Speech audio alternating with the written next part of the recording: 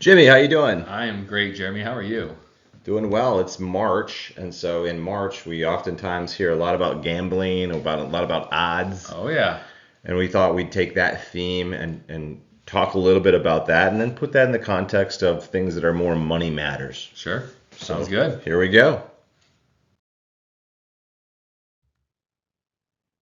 All right, everybody is looking at basketball Yep. the last Tis the couple of season. weeks, both with the conference championships, tournaments, and now you've got the big dance, March Madness. Yep. So, how's your bracket doing? Not very well. Yeah, is that right? My champion is still alive, Okay.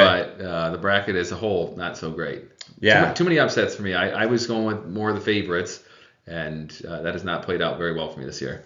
it is. It is supremely difficult. I did two of them. One of them is awful, and the other one is decent. Decent in the context of a bunch of other people out there who haven't picked very well, just like me. But I've still got some stuff alive. I've still got the two guys in the final game alive. I've Yep. got Arizona and Houston. Yeah. So Well, I have UNC win it all, which was tough because my heart was pulling for Michigan State, yeah, but my brain had taken the favorite, and that paid off of taking UNC to win it all. well, just a real quick note about that. Of course, Michigan State won in the first round, lost in the second round to UNC. They'd lost all 6 times that they've ever played them in the tournament. Those Carolina teams are tough. They are tough. And then, a little bit of a local kind of hero this year was Oakland University. Unbelievable. They won the first round, Right? beating Kentucky. Huge upset. And then they went into overtime against who was NC it? State. NC State, right. So NC State's kind of had a really miraculous run too. They won the ACC tournament, and that's how they got in, I think. And just side note, so the star 3-point shooter for Oakland transferred in from Division II Hillsdale College. Hey, there you go.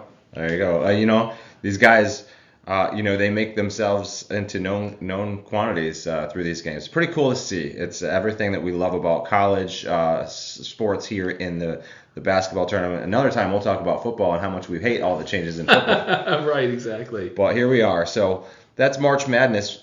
Keeping with that theme, let's take a look at some numbers.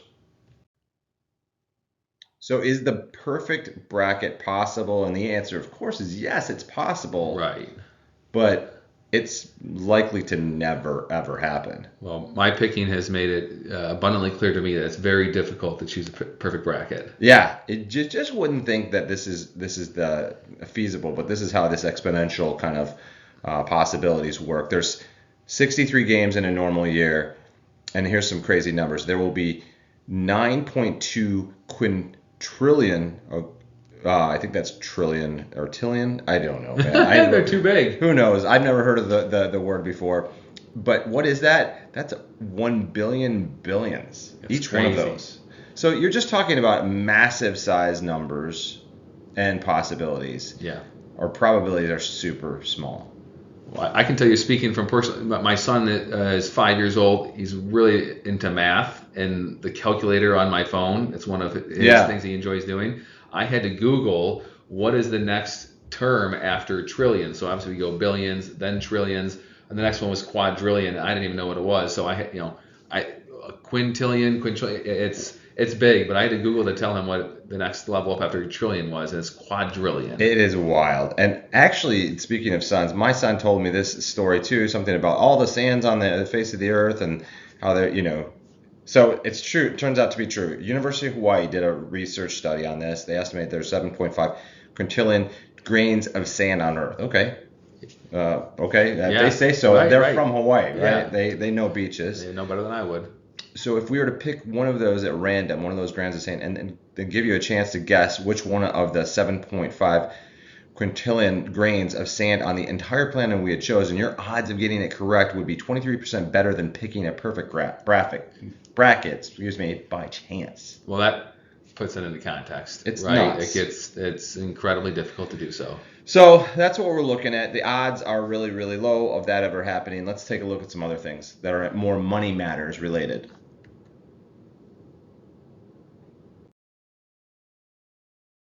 So, what are the odds of becoming a millionaire in the United States?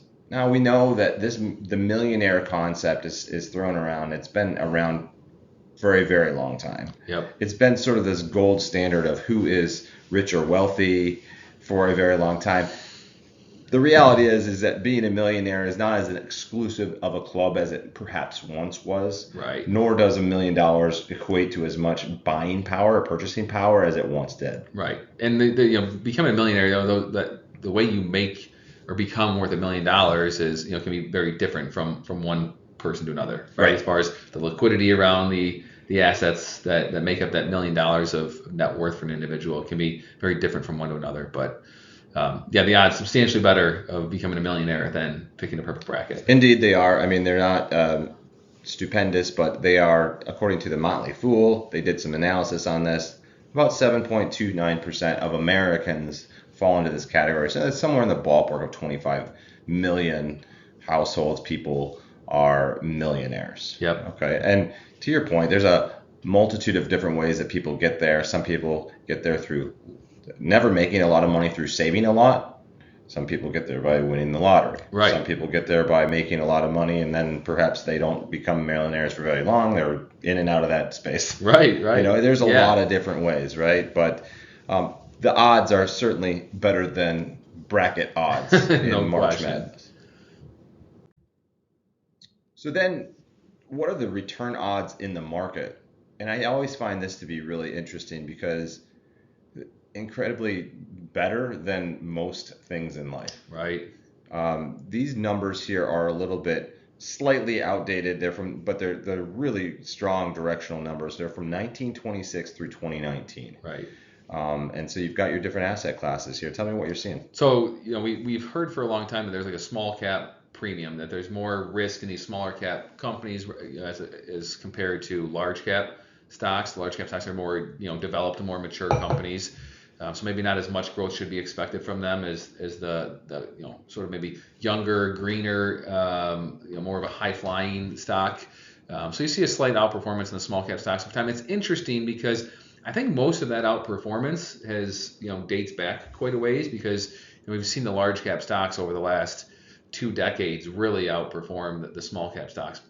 Pretty substantially. So how relevant is the outperformance of the small cap relative to large cap in today's day and age? You can make an argument that maybe that premium isn't as worth what it once was, and a lot of this value or the delta there is built into some of those earlier years in the data set that we're looking at here. I think it's a great point. I don't know what the phenomenon there is in more recent decades around that, but certainly one of the things is companies are staying private for longer than they used to. Yeah, no, absolutely. And because there's a lot of rules and regulation that comes along with being a publicly traded company, and a lot of the companies that you're seeing, they just skip the stage. When they become public, a lot of them are just turning public as a large cap company. Yeah. They've stayed private so long and they've grown so large. They've had such an infusion from outside investors that they haven't had to go public to have an infusion of cash to grow the business to where they ultimately want to go. So you get a lot of companies skipping that small cap stage and just going right, listing publicly as a large cap company. Good point. And then from a bond perspective, what you'd expect. You wouldn't expect to have the returns be as large as the equity returns.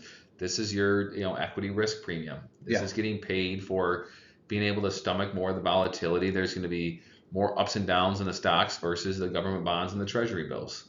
So, and again, I think one important point here is these numbers are pre-tax returns, right? There's no, adjustment for taxes here. So obviously at On Track, taxes are very important to us. We think planning around them is of the utmost importance.